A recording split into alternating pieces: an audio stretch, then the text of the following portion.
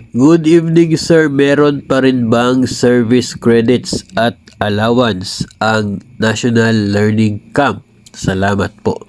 Ngayon darating na July mga master, magsisimula po yung NLC, no? National Learning Camp para po sa ngayon pong end of school year, no? Ngayong school break. Yung tanong ay legit, no? Mayroon pa rin bang aasahan na service credits at allowance during the NLC 2024? Ang sagot po dyan ay ganito. Yung guidelines kasi ng NLC natin ay hindi po particular doon sa iisang taon lang, no? Hindi po kasi yung guidelines ng NLC last year, hindi po nagsasabi na yun ay for 2023 lamang, no? Yun po ay intended for NLC talaga. So, regardless of anong taon na NLC, hanggat wala pong bagong guidelines na ilalabas, ay effective pa rin yung laman noon.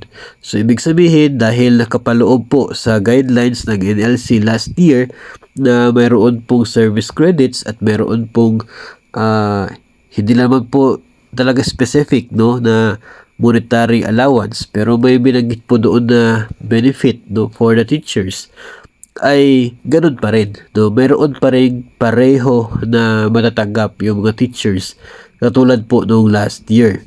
Yun again, as long as wala pong babaguhin doon sa guidelines natin last year. Ganun pa rin, epektibo pa rin po yun, yung service credits, yung yung parang benefit na siya naging 250 per day po, 'di ba, yung last year? Siguro ganun pa rin po by this year kasi yung guidelines hindi naman po nagbabago. So yung budget maaaring ganun pa rin po. So atin na lang pong abangan.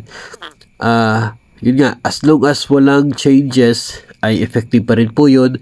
Tuloy pa rin yung benepisyo na tanggap last year, pareho pa rin po sa ngayong taon hanggat wala pong babaguhin si DepEd doon sa existing na guidelines na National Learning Camp.